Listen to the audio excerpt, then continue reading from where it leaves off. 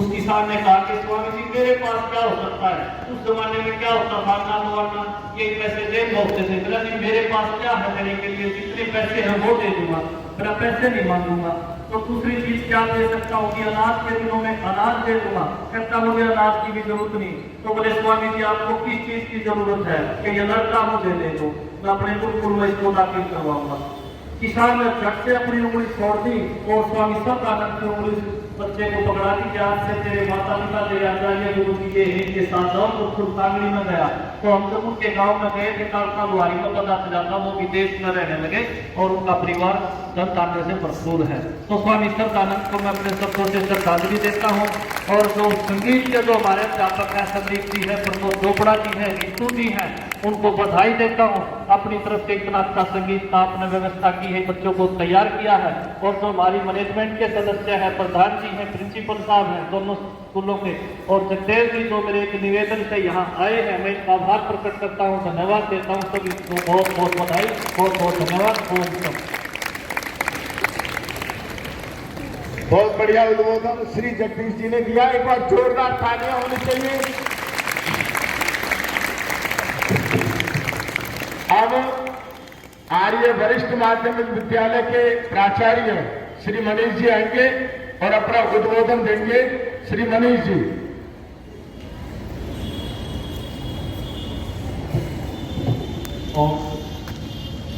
बहुत ही आदर और मान के योग्य श्री जगदेव जी, सदस्य आर्य प्रतिनिधि सभा हरियाणा, श्रीमान कुलदीप जी, प्रधान आर्य बाल भारती स्कूल, श्री अशोक जी, कोषाध्यक्ष आर्य विश्व माध्यमिक विद्यालय और स्कूल की प्राचार्य श्रीमती रेखा जी और उप प्रधानाचार्य जगदीश चहल जी, जिस आर्य कन्या महाविद्यालय जलंधर, कांगड़ी गुरुकुल और मथुरा में जब महर्षि दयानंद जी की जन्म शताब्दी हम मना रहे थे, तब भी वहां के प्रधान हो रहे सारा जो कार्य संचालन का था वो उन्होंने संभाला। लगभग 15 वर्षों तक आर्य प्रतिनिधि सभा पंजाब के भी प्रधान रहे स्वामी सदानंद सरस्वती जी। जीवन से प्रेरणा लेना ही हमारा जो है वो एकमात्र उद्देश्य होना चाहिए। जब भी ऐसे कार्यक्रम आते हैं तो उन कार्यक्रमों में हम उनके जीवन की व्याख्या करते हैं, उनके जीवन में जो उन्होंने महान कार्य किए उनका हम जो है बच्चों को बताते हैं उनके बारे में। लेकिन जहां कमी रह जाती है वो ये कि हम सिर्फ सुन के और उनको दूसरे काम से निकाल देते हैं, उन्हें जीवन में धारण नहीं करते। आज भी बहुत सी बातें जो है आपको स्वामी सदानंद जी के बारे में बताई गई भजनों के माध्यम से, और आपको जो है संदेश भी दिया गया यहाँ मंच से, लेकिन हम उनको जीवन में कितना धारण करेंगे ये सबसे जरूरी चीज है। एक छोटा सा उदाहरण मैं आपको देता हूँ, ज्यादा समय नहीं होगा आपका। एक मूर्तिकार ने 3 मूर्तियां बनाई और तीनों मूर्तियां बिल्कुल एक जैसी, एक ही पदार्थ की, एक ही मटेरियल की, एक रंग रूप उनका, और 3 मूर्तियों को लेकर वो राजा के दरबारों में जाने लगा। और हर दरबार में जाकर राजा से ये आह्वान करता कि राजा आपके दरबार में क्या कोई ऐसा बुद्धिमान व्यक्ति है जो इन 3 मूर्तियों का मूल्य लगा सके। तो जब भी कोई उन 3 मूर्तियों की तरफ देखता तो देख के यही प्रश्न करता कि तीनों मूर्तियों का जो कद है, रंग है, रूप है और जिस पदार्थ से बनाए गए हैं सभी तो एक जैसे हैं, तो इनका मूल्य भी सबका एक ही होना चाहिए। लेकिन वो मूर्तिकार हर दरबार से जो है वो निराश होकर वापिस लौटता। एक बार वो किसी बुद्धिमान राजा की सभा में पहुंचा और उसने वहां जाकर वही प्रश्न दोहराया कि हे राजन, क्या आपकी सभा में कोई ऐसा बुद्धिमान व्यक्ति है जो इन 3 मूर्तियों का मूल्य बता सके। तो वहां पर एक गुरुकुल के ऋषि बैठे थे। उन्होंने कहा कि इस मूर्तिकार के प्रश्न का उत्तर मैं दूंगा, और उन्होंने वो तीनों मूर्तियां उस मूर्तिकार से ले ली और उन्होंने एक सुई मंगवाई। उस सुई को पहली मूर्ति के कान में डाला, वो सुई दूसरे कान से बाहर आ गई।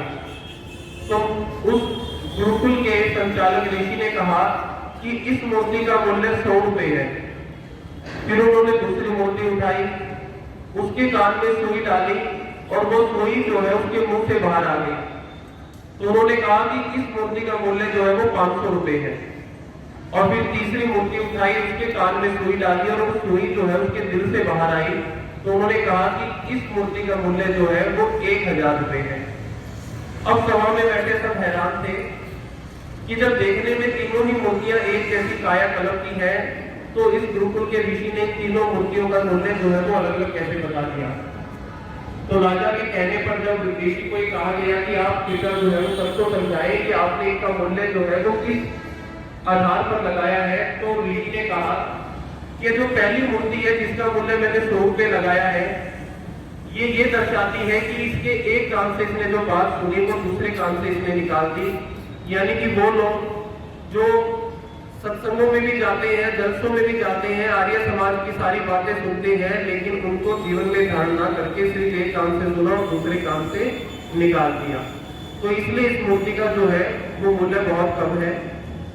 दूसरी मूर्ति जिसका मूल्य 500 रुपए रखा गया, सुई उसके कान में डाली थी और वो मुंह से बाहर निकली।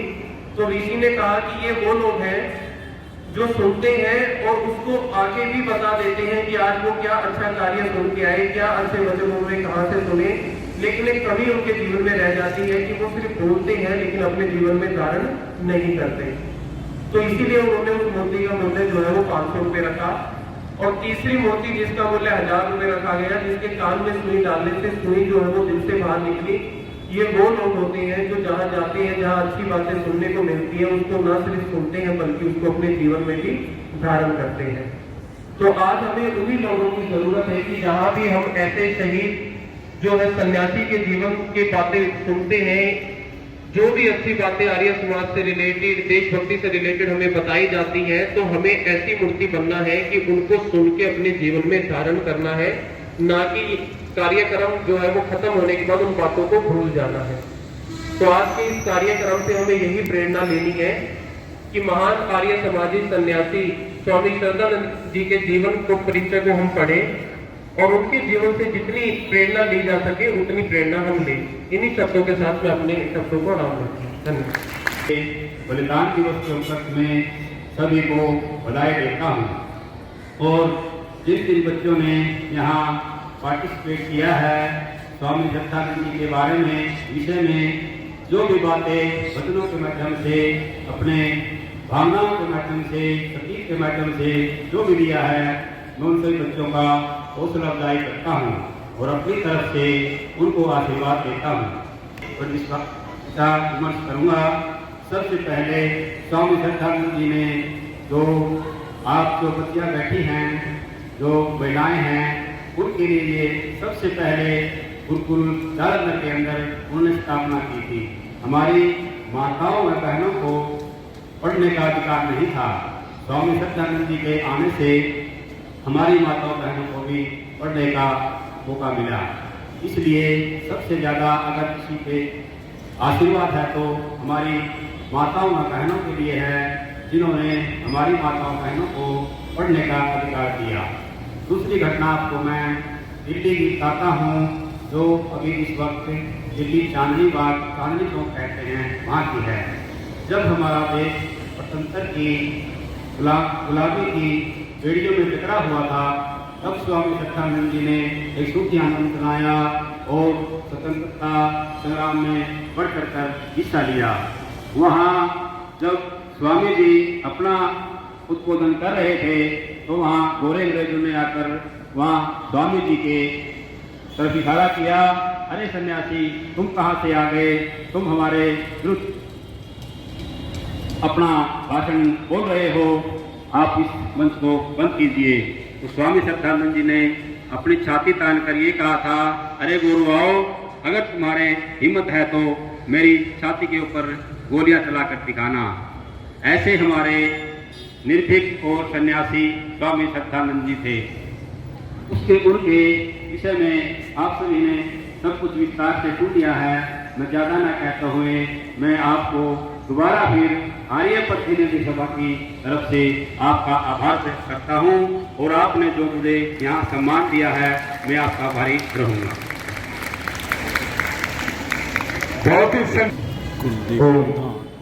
ही आदरमान सम्मान के योग्य विद्यालय की principal Shrimati Rekha Sharma ji, vice principal Shri Jagdish चहल जी, प्रिंसिपल श्री मनीष जी, अंतरंग सदस्य श्री जगदेव जी और विद्यालय का समस्त स्टाफ और मेरे प्यारे बेटे और बेटियों, आज बहुत ही मन प्रसन्न है, खुश है।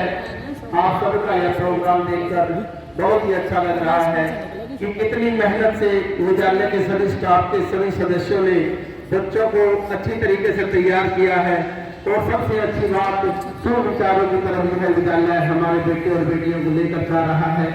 हमारी बहनें जो यहाँ पर पढ़ा रही हैं, वो इन बच्चों को बहुत ही अच्छा एक समाज के अंदर अच्छा संदेश जा रहा है कि यहाँ के अध्यापक बहुत ही अच्छा प्रयत्न करते हैं, अच्छा वातावरण बच्चों को प्रोवाइड करते हैं और सभी को एक जो पुरानी हमारे पास गुरुकुल शिक्षा पद्धति थी, वो चाहे मॉडर्न वे से, लेकिन उन संस्कारों को यदि हम अपने अंदर अपनाते हैं तो इससे बड़ा कार्य और कोई नहीं हो सकता है।